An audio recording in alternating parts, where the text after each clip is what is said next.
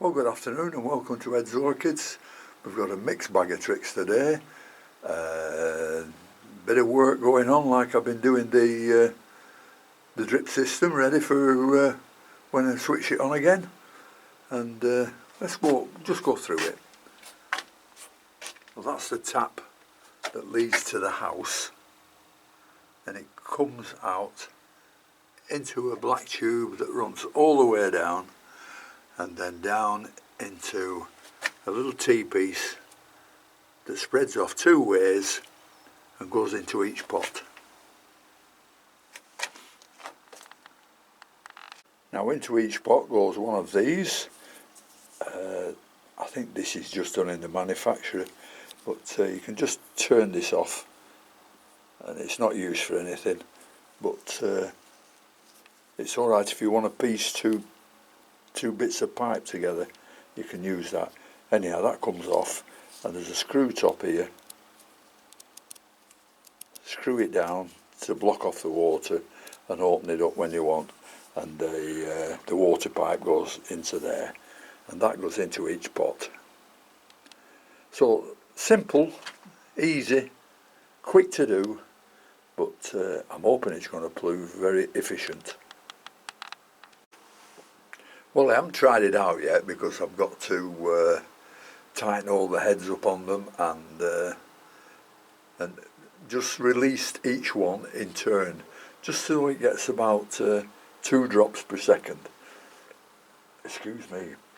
So I'll finish it off, then I'll come back. Well, I fixed the drip system up, but unfortunately the pressure we have here in water is unbelievable. And I was using this airline tubing, which is nice and soft, and little bits of this hard tubing. But I noticed when I switched the water on to try the system out, all these with airline tubing on were blowing off, and I turned the water down to minimum and it was still blowing them off. So I'm going to change all the airline tubing to the black tubing, and what I intend to do is these on here I'll put all on the drip system. The ones over there I'll just do them normally, so after 6 months, when it comes up next May, when they're due for another feed of fish, blood and bone, I'll see if the ones on the drip are doing better than the ones on the normal type of watering. So that's a bit of an experiment. So I'll get on and I'll change these tubings. Well, I've got them all fixed up now and they're all dripping away nicely there now. You see how wet the floor is, you see it dripping. So they'll stay on that for 6 months, and they're not getting fed because they've already had the fish, blood and bone. So we'll see how they go on. Hopefully they'll be fine. Oh, and now for the bad things that's gone wrong. Look at this pink Empress. It was alright yesterday. I looked at it, I just watering them this morning, and look at that. Something's been at it. And if I turn, oh sorry about that. If I turn it round,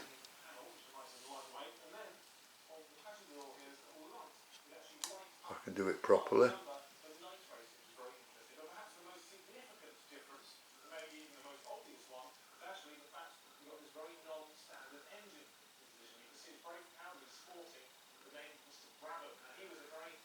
Where are we? It's been there as well, look at that. So what I'm going to do, I'm going to cut this bud off and I'm having a good look inside it. Ah well, I've been waiting 12 months for this one to flower, and this is what happens. Well, that's all in the theme of looking after orchids. Things like this do happen, so I'm going to cut that open and have a look at it. Well, I've cut the bud open and I didn't find anything inside, unless it's too small for me to see, but it was definitely being eaten and it looked like it was being eaten from the inside coming out. Absolutely madness. Anyhow, that's the pink Empress. That's what they look like when you cut them open. Oh well, just one of those things. So better luck next year. And what I'll do, I'll repot this and make sure there's nothing in the medium. I wouldn't think there is because it's large bark, plenty of open spaces, but we'll repot it just in case. Well, from one bad thing to one very nice thing, and this is the one of the plants I got from the Orchid garden, and it's Joshua Irwin Ginsberg. And it's just opened a flower on it, so we'll just show you that one. Here we are. Isn't that nice? Joshua Irwin Ginsberg. Only opened yesterday, so I think it's fully developed yet. So that's one I'm quite pleased with.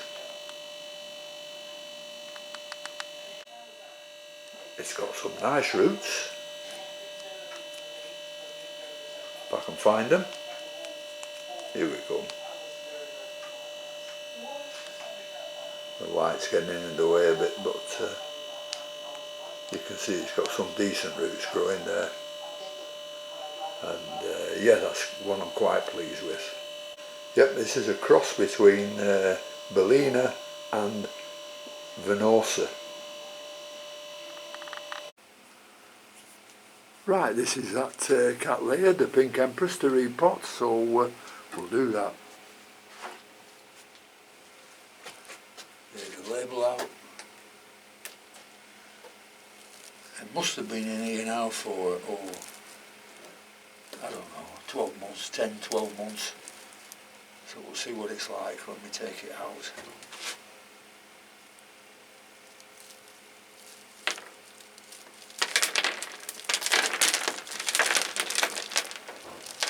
You see it's in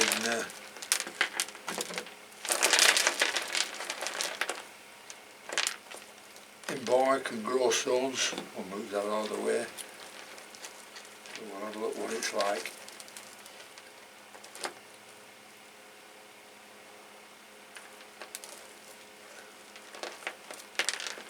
Well, I'm not grumbling about the roots, but where's that little thing that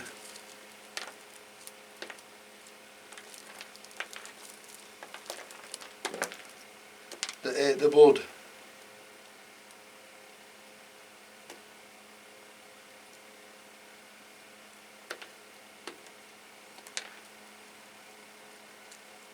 I can spend ages taking this off here, but it just adds length to the video, that's all. Don't lend anything to your enjoyment. So we'll switch it off. I'll carry on taking all the pieces out, and I'll show you what it's like afterwards. Then we'll be able to have a good look at the roots properly.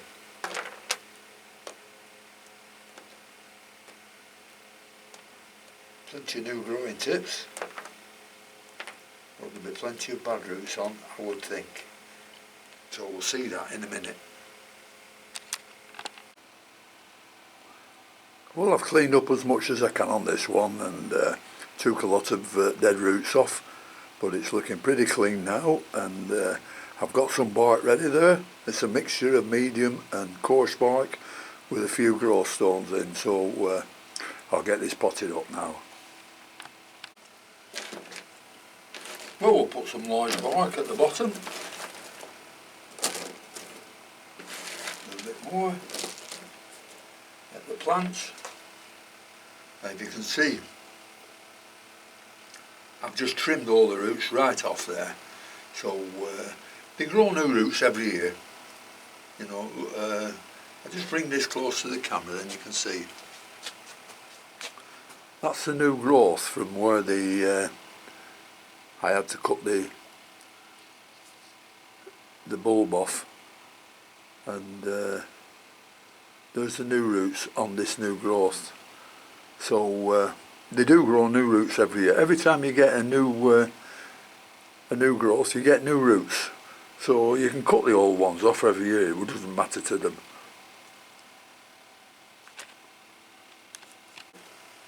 Well, we'll put this in the pot now, get it at the right depth.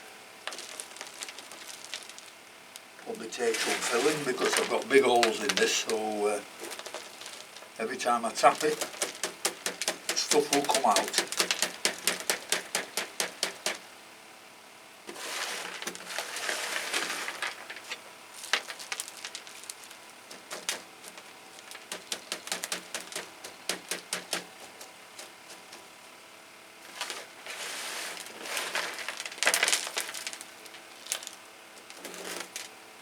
This will settle in nicely now.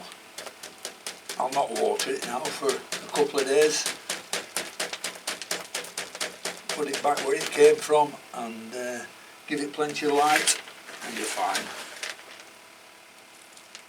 I always give me cat layers, excuse me, I always give me cat layers plenty and plenty of light. You can't give them enough. Just got out there enough bark here ready for them. Yeah. Make sure it's nicely embedded.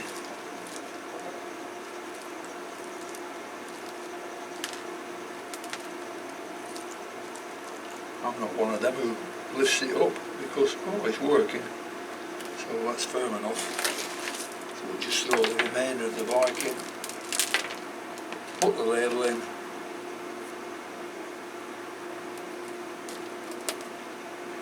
which is, as I said, is a pink Empress, and that's fine now till next year.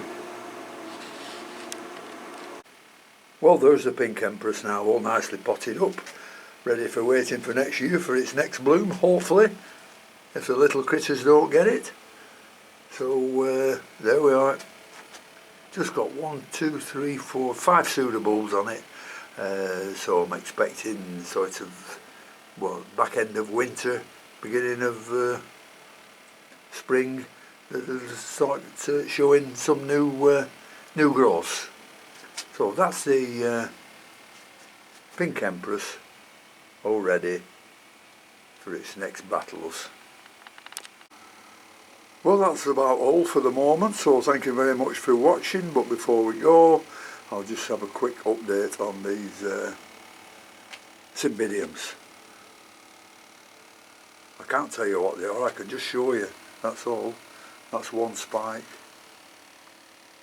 that's the other spike, looks totally different to that one. And then there's this one that's been in bud for at least 2 to 3 months. But the buds have just started to swell. And then there's the other spike. So thank you very much for watching, and until next time, thank you to all my subscribers. I could do with a few more, please. And until next time, I will see you later. Bye.